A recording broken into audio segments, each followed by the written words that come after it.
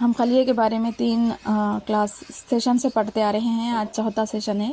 انشاءاللہ آج کا خلیے کے بارے میں پورا کور کر لیں گے. ہم Discovery of cell, structure and functional unit of life, پریوکریوٹک cell اور animal cell and plant cell کے ڈفرینسز کے بارے میں سب کچھ پڑھ چکے ہیں. ہم اب پڑھیں گے cell cycle stages, cell division, مائٹوسس and meiosis. یہ سب ہم آج پڑھ کے خلیے کا چیپٹر جو ہے مکمل کر لیں گے. تو ہم پہلے پریوکریوٹک سیل کے بارے میں پڑھ چکے ہیں. اب یوکریوٹک سیل یعنی نواتی خلیوں کے بارے میں پڑھیں گے. یہ دونوں پریوکریوٹک سیل جو ہے نباتی خلیہ ہے. یہ نبات میں پایا جاتا ہے. پیش نباتی خلیہ پریوکریوٹک سیل جو ہے نباتی خلیہ ہے. ابتدائی نبات خلیے میں مرکزہ جھلی میں محفوظ ہوتا ہے. مرکزہ جو ہے مرکزہ جھلی میں ملفوف ہوتا ہے، ڈھکا ہوا ہوتا ہے. ایسے خلیے جن میں نیوکلیئر جھلی نیوکلیئر مادوں کو گھیرے ہوئے نہیں رہتی.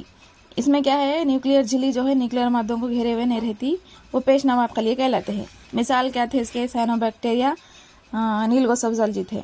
تمام پیش نباتی خلیوں میں باہری خلوی دیوار ہوتی ہے. ایک نیم سیل میٹرکس ہوتا ہے جو کائٹوپلازم کہلاتا ہے.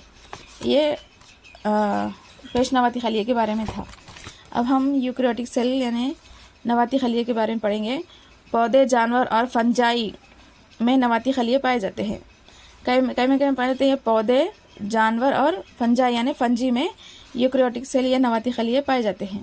وہ کس میں پائے جا رہے تھے؟ نیل و سبز الجی اور سائنو بیکٹیریا میں پائے جا رہے تھے. نباتی خلیے سائٹوپلازم جھلی سے گھرے ہوئے ہوتے ہیں. نباتی خلیے کیا ہے؟ سائٹوپلازم جھلی سے گھرے ہوئے رہتے، اس میں گھرے ہوئے نہیں تھے. ازویچوں کی مدد سے بہت سارے خانوں میں تقسیم شدہ ہوتے ہیں. نباتی خلیے میں مرکزہ واضح مرکزہ ہوتا ہے. نباتی خلیے میں کیا ہے؟ مرکزہ واضح ہوتا ہے. یہ کسی سے بھی ڈھکا ہوا نہیں ہوتا. اس میں مرکزہ جھلی سے ڈھکا ہوا تھا. نباتی خلیے میں پیچیدہ لیوکومیٹری اور سائیکو اسکیلیٹل ساخت کی کئی اقسام پائی جاتی ہے. نباتی خلیے میں کیا ہے؟ پیچیدہ لیوکومیٹری اور سائٹو اسکیلیٹل ساختیں پائی جاتی ہیں. سارے نباتی خلیے ایک سان نہیں ہوتے. نباتی خلیوں میں خلوی دیوار اور وسط میں ایک بڑا ویکیول پایا جاتا ہے. یہ نباتی خلیے کیا ہے؟ پودے اور جانوروں میں پائے جاتے، پودے، جانور اور فنجائی میں. لیکن پیش نباتی خلیے کیا ہے؟ پیش نباتی خلیے نباتی خلیوں میں صرف خلوی دیوار اور وسط میں ایک بڑا ویکیول ہوتا ہے. حیوانی خلیوں میں کیا ہوتا ہے؟ سینٹریول ہوتا ہے، جو تمام نباتی خلیوں میں موجود نہیں ہوتا. حیوانی خلیوں میں کیا ہوتا ہے؟ سینٹریول ہوتا ہے. اب ہم خلوی دیوار دیکھیں گے. Cell cycle. تمام جاندار میں خلوی تقسیم ایک بہت بڑا عمل ہے. خلیے کے تقسیم کے دوران ڈی این اے میں بدلاؤ، ریپلیکیشن ہوتا ہے اور خلیہ بڑھتا ہے. ڈی این اے میں کیا ہے؟ بدلاؤ واقع ہونے کی وجہ سے خلیہ کیا ہے؟ بڑھتا ہے. یہ سارا عمل یعنی خلیے کی تقسیم، ڈی این اے کا بدلاؤ اور خلیوں کا بڑھنا باہمی ربط کے ساتھ ہوتا ہے تاکہ صحیح تقسیم. سارا پروسیس جو ہو رہا، خلیے ڈی این اے میں بدلاؤ ہو رہا، خلیے کا بڑھنا وغیرہ اور تقسیم بھی صحیح وجہ سے ہونے کا مطلب کیا ہے؟ وہ نئے خلیوں میں وہ ساری جنینی خوبیاں موجود ہو جو اس کے مادر خلیے میں، جس طرح خلیہ تقسیم ہو کر جو دوسرا خلیہ بناتا ہے، اس میں وہ ساری خوبیاں آنا جو اس کے مادر خلیے میں تھی. اسی لیے ساری تقسیم جو ہے وہ صحیح طریقے سے ہوتی ہے تاکہ اس کے اندر جو خوبیاں موجود ہے وہ دوسرے خلیوں میں آ سکے. یہ وہ ترتیب جس سے ایک خلیے کا جینیوم ہوتا ہے دگنا ہوتا ہے. اس کا خلیہ تقسیم ہو کر 2 دختر خلیہ بناتا ہے. خلوی دور یا خلوی سائیکل کہلاتا ہے. خلوی دور یا خلوی سائیکل کسے کہتے ہیں؟ خلیہ تقسیم ہو کر کیا کرتا؟ 2 دختر خلیے بناتا ہے. ایک خلیے سے 2 دختر خلیے بناتا ہے، جس کو خلوی دور یا خلوی سائیکل کہا جاتا ہے. خلیے کا نمو، سیل گروتھ ایک کائٹوپلازمک انکریز کے حساب سے مسلسل عمل میں آتا ہے. ڈی این اے کی تالیف، سنتھیسس، ایک خاص مرحلہ اسٹیج میں ہی ہوتی ہے. کروموزومز ڈی این اے پھر دختر خلیے کے درمیان تقسیم کر دیے جاتے ہیں. یہ سارا عمل جنینی کنٹرول میں ہوتا ہے. کیا ہوتا ہے؟ کروموزوم ڈی این اے پھر دختر خلیے کے درمیان تقسیم کر دیا جاتا ہے. کس میں کروموزومز ڈی این اے اور دختر خلیے میں تقسیم ہو جاتے ہیں. جو یہ سارا عمل کیا کہلاتا ہے؟ جنینی کنٹرول کہلاتا ہے.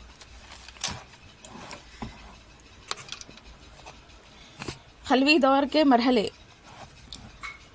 स्टेजेस है इसके, खलवी दौर के स्टेजेस कौन कौन से हैं क्या देखेंगे हम। एक आम यूक्रियोटिक खलवी दौर का मुजाहरा इंसानी खलिए के कल्चर के ज़रिए किया जाता है। एक यूक्रियोटिक खलवी दौर क्या है, किसके ज़रिए, इंसानी खलिए की कल्चर के ज़रिए किया जाता है। खलियों की तकसीम लगभग हर 24 घंटे में एक बार होती है। कितने घंटों में? 24 घंटों में एक मरतबा खलिए की तकसीम होती रहती है। हालांकि खलवी दौर की अलग अलग जानदारों में और अलग अलग किस्म के खलिए में अलग अलग होती है। क्या है, खलवी दौर अलग अलग जानदारों में, जानवरों में अलग, इंसानों में अलग, अलग अलग जानदारों में क्या है, अलग अलग किस्म की होती है और खलिए में अलग अलग होती है। खलवी दौर अलग अलग होता है, हर जानदार चीज़ में अलग अलग खलवी दौर होता है। ईस्ट में खलवी दौर का वक्फा तकरीबन 90 मिनट का होता है। ईस्ट में जो है खलवी दौर का वक्फा कितना होता है? 90 मिनट। यहाँ पे क्या है, इंसानों में कितने का हो रहा था? 24 घंटे में एक मरतबा हो रहा था, लेकिन ईस्ट में 90 मिनट में एक बार खलवी दौर होता है। खलवी दौर इब्तिदाई हिस्सों में बटा हुआ होता है, माइटोसिस फेस और इंटरफेस।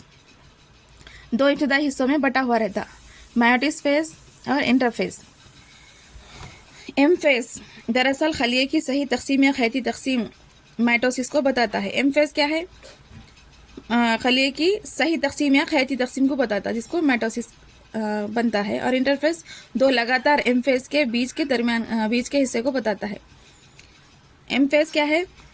खलिए की तकसीम या खैती तकसीम के माइटोसिस को बताता है, जबकि इंटरफेस क्या है? दोनों के, ये माइटोसिस के दो जो दौर होते हैं उनके बीच को बताता है एम फेस। 24 घंटे में, जो कि इंसान के खलवी दौर का वक्फा है, खलिए का तकसीम सिर्फ 1 घंटे में ख़त्म हो जाता है। 24 घंटे क्या है? इंसान के खलवी दौर का एक औसत वक्फा है। खलिए का तकसीम सिर्फ 1 घंटे में ख़त्म हो जाता है। इंटरफेस खलवी दीवार के मुकम्मिल अख़ात का 95% से ज़्यादा वक्त लेता है। इंटरफेस क्या वक्त लेता है? एम फेज़ मरकज़ा तकसीम के साथ शुरू होता है, जिसमें दुख्तर क्रोमोसोम्स अलग होते हैं। इसमें क्या है, एम फेज़ क्रोमोसोम्स में, एम फेज़ मरकज़े में क्या है, तकसीम के ये मरहला जो है एम फेज़ के साथ शुरू होता है, जिसमें दुख्तर क्रोमोसोम्स अलग होते हैं।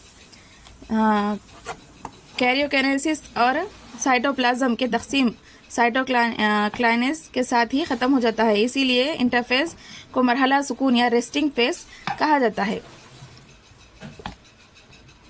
क्या है, कैरियोकाइनेसिस और साइटोप्लाज्म के तकसीम से क्या होता है, साइटोकाइनेसिस एक मरकज़ा तकसीम होती है। साइटोकाइनेसिस और कैरियोकाइनेसिस के तकसीम होने से साइटोकाइनेसिस बनता है। इसी पर ही क्या है, ये दौर ख़त्म हो जाता है। इसीलिए इंटरफेस को मरहला सुकून या रेस्टिंग फेस कहा जाता है। यानी ये वो वक्त है जिसके दौरान खलिया तकसीम के लिए तैयार होता है। ये वो मरहला, इंटरफेस का ये वो मरहला है जहाँ पर खलिया जो है तकसीम के लिए तैयार हो जाता है। इसीलिए इसको रेस्टिंग फेस कहते हैं, जिसमें दोनों खलिए की बढ़ोतरी और डीएनए बनता है। तो क्या यहाँ पे ही क्या होता है, खलिए की बढ़ोतरी होती है और डीएनए बन जाता है, और खलिया जो है इंटरफेस में ही तकसीम होने के लिए तैयार हो जाता। इंटरफेस को 3 हिस्सों में तकसीम किया गया, G1 face, S face, G2 face. G1 face, S face और G2 फेस में इंटरफेस को तकसीम किया गया है, इन 3 हिस्सों में। G1 फेस माइटोसिस और डीएनए के बनने के दरमियान को कहते हैं। G1 फेस किसे कहते हैं? माइटोसिस और डीएनए के बनने के दरमियान जो वक्त होता है, इसको G1 फेस कहते हैं। G1 फेस के दौरान खलिया मेटाबॉलिकली एक्टिव होता है। G1 फेस के दौरान क्या है, खलिया जो है मेटाबॉलिकली एक्टिव होता है और बढ़ता रहता है, लेकिन डीएनए नहीं बनता, ये नक्शसानी नहीं होती। क्या होता है, डीएनए, ये यहाँ पर डीएनए बनता नहीं, ये सिर्फ एक्टिव होता है। G1 फेस में खलिया जो है एक्टिव होता है, लेकिन यहाँ पे ना तो डीएनए बनता है और ना ही कोई तब्दीली वाक़ई होती है। इस फेस देखेंगे हम, एस फेस सिंथेसिस फेस के दौरान डीएनए की नक्शसानी होती है। एस फेस में क्या होता है, डीएनए यहाँ पर बन जाता है। यहाँ पर G1 फेस में क्या है, यहाँ पर डीएनए नहीं बन रहा था, सिर्फ मेटाबॉलिकली खलिया एक्टिव था। लेकिन एस फेस में क्या है, डीएनए बन जाता है, डीएनए की नक्शसानी होती है। अगर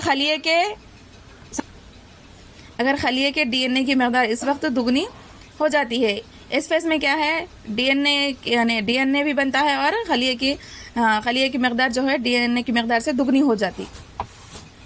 DNA کی مقدار اگر 2C ہو تو یہ بڑھ کر 4C ہو جاتی ہے. اگر DNA کیا ہے G1 میں 2C تھا تو اس فیز میں اگر کیا ہوتی اس کی خلیے کی مقدار 4C ہو جاتی ہے. لیکن کروموزومز کی تعداد میں کوئی تبدیلی واقع نہیں ہوتی. لیکن کروموزومز میں کیا ہے یہاں پہ کوئی اس فیز میں بھی کوئی تبدیلی کروموزومز میں نہیں ہوتی. صرف خلیہ ہی دگنا ہو جاتا, خلیے کی مقدار ہی دگنی ہو جاتی ہے. اگر خلیے کے اندر G1 فیز میں کروموزومز کا عدد 2n ہو تو اس فیز کے بعد بھی 2n ہی ہوتا ہے. G1 میں بھی اگر G1 میں تو کوئی بھی تبدیلی نہیں ہوتی, صرف اس میں خلیہ میٹابولیکلی ایکٹیو تھا. اور S1 میں کیا ہو گیا تھا, خلیے کی مقدار دگنی ہو گئی تھی, لیکن کروموزومز میں کوئی تبدیلی نہیں آئی تھی.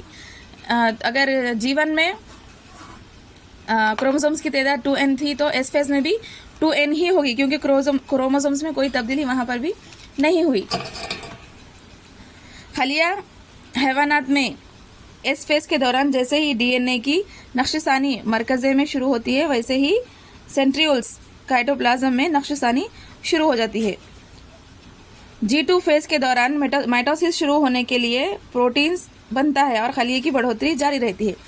G2 فیز میں کیا ہو رہا, مائٹوسس شروع ہونے کے لیے کیا ہے پروٹین بننا شروع ہو جا رہا ہے اور خلیے کی بڑھوتری بھی یہیں پر ہو رہی G2 فیز میں. کچھ بالغ حیوانات کے خلیے میں تقسیم ظاہر نہیں ہوتی, جیسے خلیہ دل کے خلیے میں بھی کیا ہے تقسیم ظاہر نہیں ہوتی, اور بہت سارے خلیے ہیں جس میں تقسیم اتفاقاً ہوتی ہے. میں مائٹوٹک خلوی تقسیم صرف ڈپلوئڈ سومیٹک سیل میں ہوتی ہے, اور چند میں ہیپلوئڈ سیل میوسس کے ذریعے تقسیم ہوتا ہے. حیوانات میں کیا ہے کچھ میں کیا ہے مائٹوٹک خلوی تقسیم صرف ڈپلوئڈ سومیٹک سیل میں ہوتی ہے, اور کچھ میں کیا ہے ہیپلوئڈ سیل میوسس میں ہوتی ہے. مثال نر شہد کی مکھی, ہیپلوئڈ سیل میوسس کی مثال نر شہد کی مکھی ہے. جبکہ نباتات میں ہیپلوئڈ اور ڈپلوئڈ دونوں میں مائٹوٹک ڈویژن ہوتا ہے. نباتات میں کیا ہے ہیپلوئڈ بھی ہوتا ہے اور ڈپلوئڈ بھی, دو بھی قسم کا مائٹوٹک ڈویژن ہوتا ہے. لیکن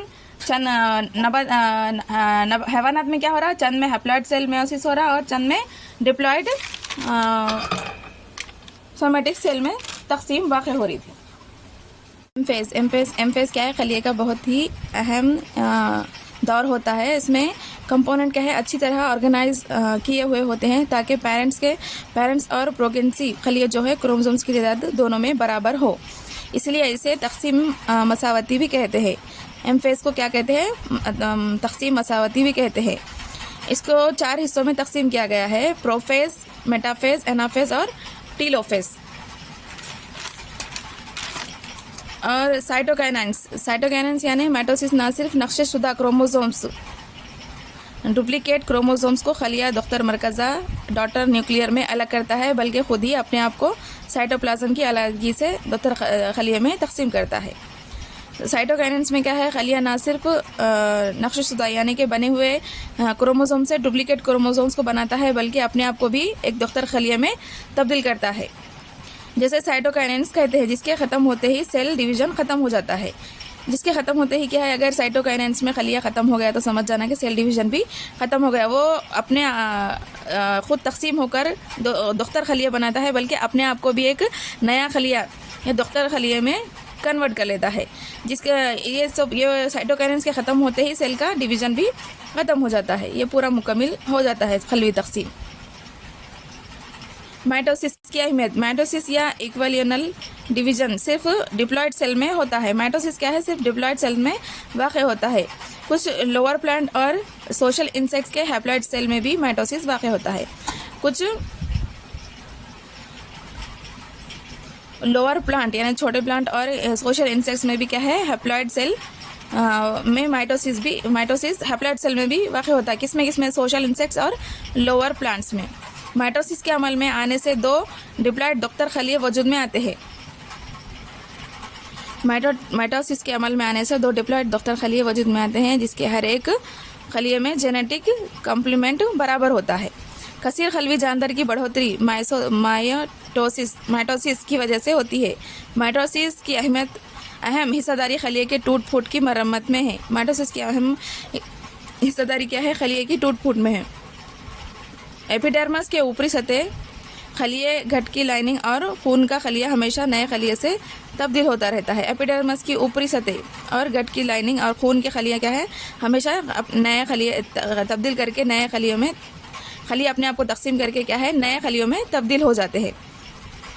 میوسس صنفی تولید کے ذریعے بچوں کی پیدائش میں دو زواجوں آپس میں ملتے ہیں جن میں سے ایک زواجے میں کروموسومز کے مکمل ہیپلائڈ سیٹ ہوتے ہیں۔ میوسس جو ہے نباتات میں واقع ہوتی ہے جو صنفی تولید کے ذریعے ہوتی ہے۔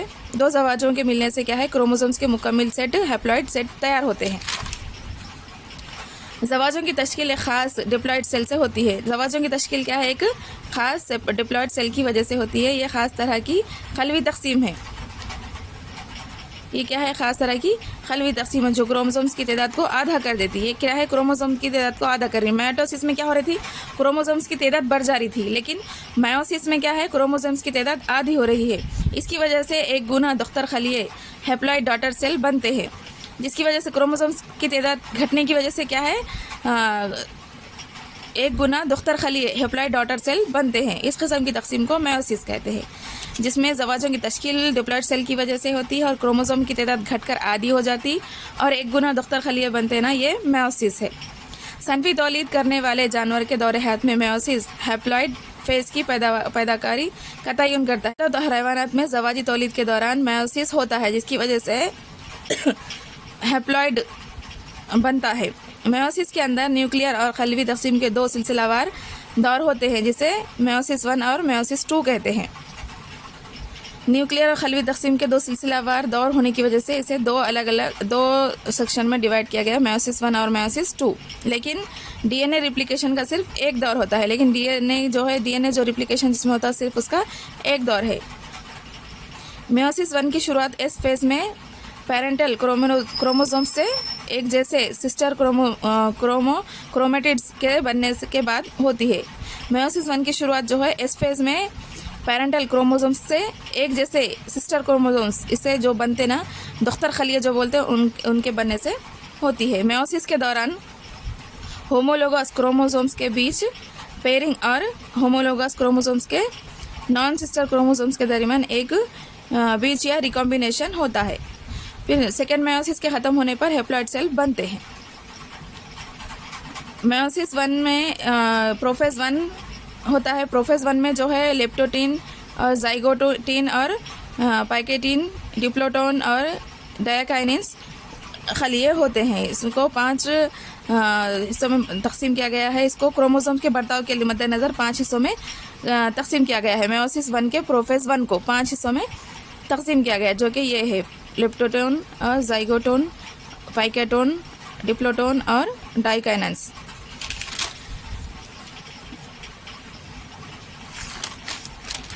اور میٹافیز 1، اینافیز 1، ٹیلوفیز 1۔ اب میوسس 2 میں پروفیز 2، میوسس 2 بھی پروفیز 2، میٹافیز 2، اینافیز 2 اور ٹیلوفیز 2 پر تشکیل دیا ہوتا ہے۔ یہ پوری تقسیم ختم ہوتے ہیں سیل ڈویژن۔ میوسس کی اہمیت، اسپیشیز کے ہر صنفی تولید کرنے والے جانور میں میوسس کا عمل ہوتا ہے۔ ہر صنفی تولید کرنے والے جانوروں میں کیا ہے میوسس کا عمل ہوتا ہے۔ میوسس میں کروموسومز کی تعداد گھٹ کر آدھی ہو جاتی ہے جو صنفی تولید کو مکمل کرنے کے لیے ضروری ہے۔ میوسس میں کیا ہے کروموسومز کی تعداد آدھی ہو جاتی ہے جو تولید کو مکمل کرنے کے لیے ضروری ہوتی ہے۔ یہ ایک نسل سے دوسرے نسل میں جانداروں کی آبادی کے جنینیاتی تغیر جینیٹک ویریبلٹی کو بڑھاتا ہے اور ارتقاء کے لیے تغیر کی بہت اہمیت ہوتی ہے، اور ارتقاء کے لیے تغیر کیا ہے بہت ضرورت ہوتی ہے۔ یہ تھا خلیے کے بارے میں، میوسس، مائٹوسس اور سیل ڈویژن، سیل سائیکل وغیرہ۔ یہ پورا کمپلیٹ ہو گیا ہے سیل کے بارے میں۔ امید کرتی ہوں یہ چیپٹر آپ کو پسند آ گیا ہوگا۔ اگر پسند آیا تو لائک کیجیے اور شیئر کیجیے اور سبسکرائب کیجیے میرے چینل کو۔ اللہ حافظ۔